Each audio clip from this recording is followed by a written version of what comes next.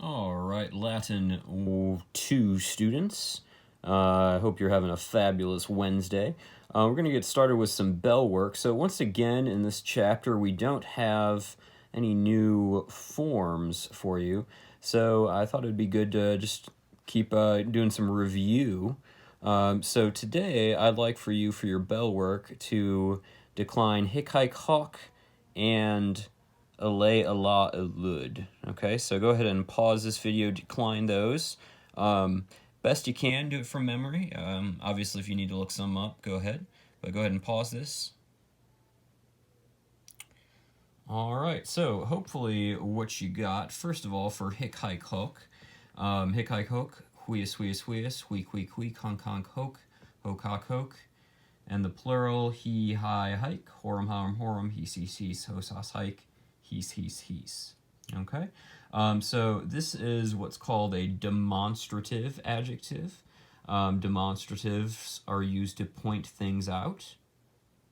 Okay, and in the singular, hic means this, and in the plural, it means these. Okay, so very common pronoun / adjective.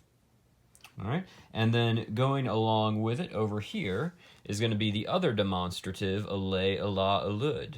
All right, so alay, Allah, alud, ilias, ilias, ilias, ili, ili, ili, ilam, ilam, alud, ilo, Allah, ilo, and the plural, ili, ali, Allah, ilorum, alarum, alorum, elise, elise, elise, elos, elas, ala, elise, elise, elise. Okay, and in the singular, ile means that, and in the plural, it means those. Okay, and hic is generally used to refer to something close to the speaker, whereas ele is going to be something further from the speaker. All right, sophomores, we're going to move on to some translation for this chapter.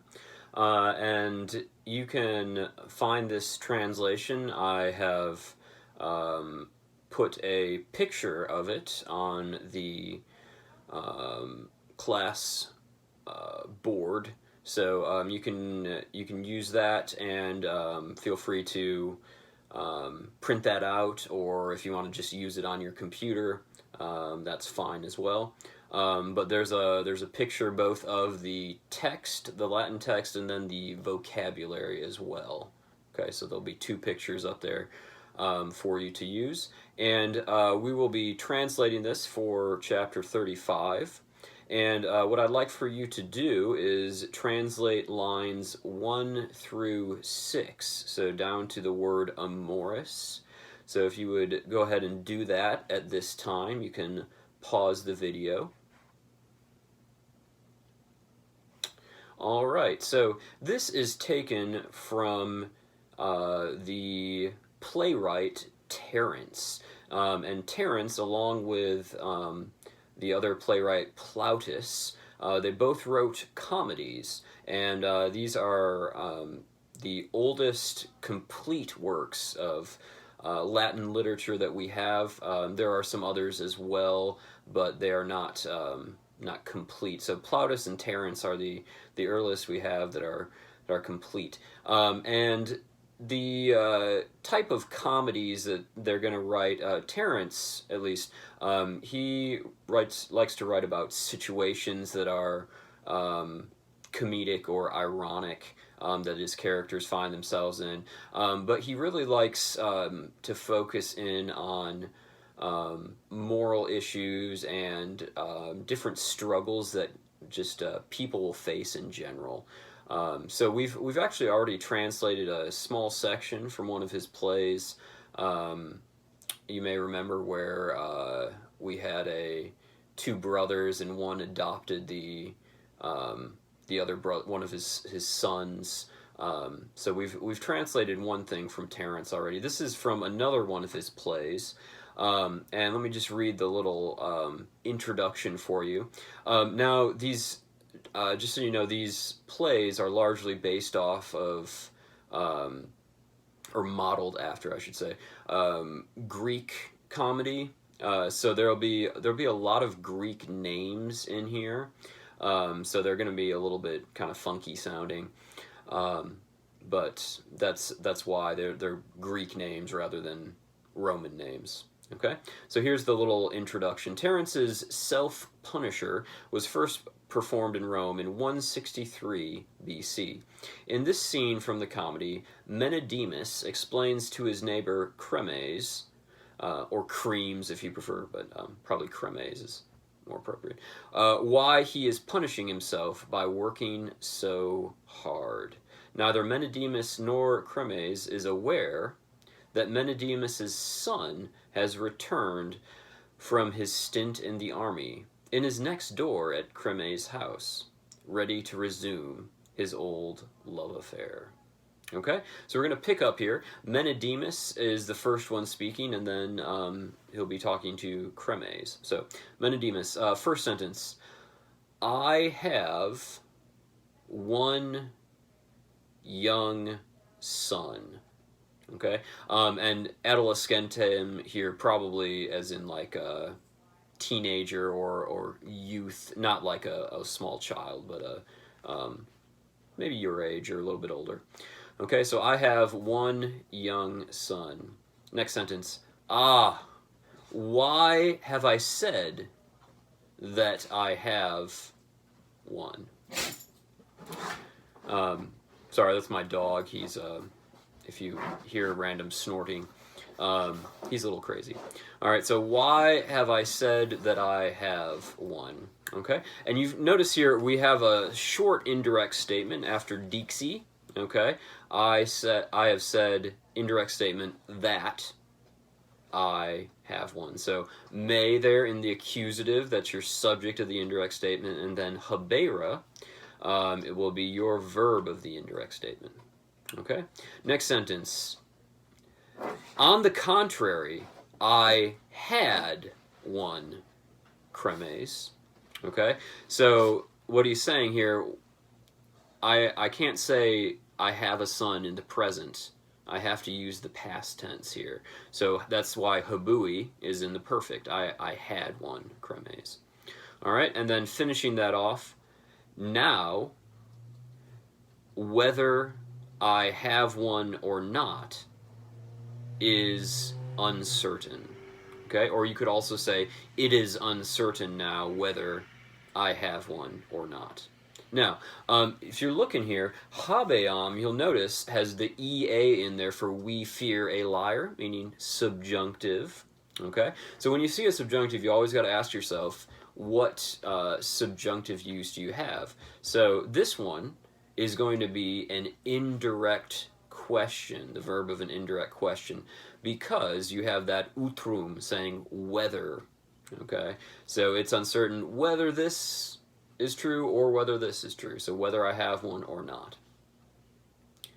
All right, moving on. So next you have Cremes, who is the other guy speaking. Kur, why? That's pretty easy. Menedemus answers then with one word, skies. You will know. Okay? And now he's going to explain that. Koiperat, he had begun, or excuse me, that man had begun, the ille is your subject, that man had begun to love too much, or to love exceedingly, a poor girl. All right, so his son, Menedemus' son, had fallen in love with a girl that was not very well off. And that's going to be a problem for Menedemus here. So that man had begun to love a poor girl too much. Okay?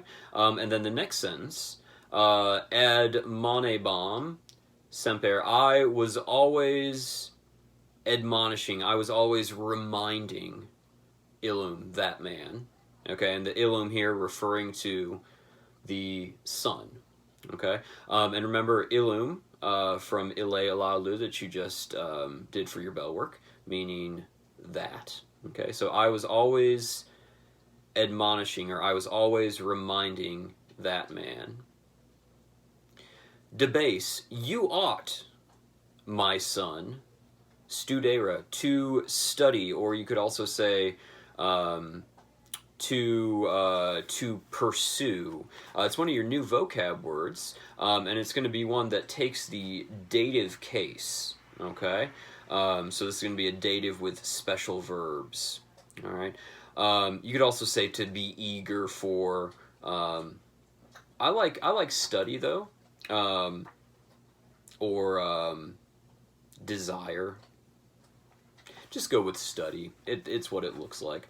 You ought, my son, to study riches and honors. Okay, so again, both of those are in the dative because it's a dative with special verb. Okay, so you ought, my son, to study riches and honors, not the false games or the deceitful games of love. Okay, so he's encouraging his son to go after wealth, to get a good job, go after honors, probably a political thing, or as we'll find out, going into the army. Not just frittering his life away in love. Okay, so that's our translation for today, and we'll pick up later with the rest of it. So I hope you guys have a fabulous rest of your day. Just a couple reminders. Make sure that you're continuing reading the Aeneid. You need to have books 1 and 2 done by Friday. And remember, there's a discussion post for each book and a short reading check for each book. Okay, and those you can be done with those in probably just a couple minutes. Those won't take you long at all. But make sure you complete those after you've finished reading books 1 and 2. Also, on Monday, you're going to be having your vocab quiz, and we'll go over some details for that in a little bit, but it'll be set up basically the same as all your other vocab quizzes. It'll just be online. Okay, so hope you guys have a great day. Love you all, and I'll talk to you later.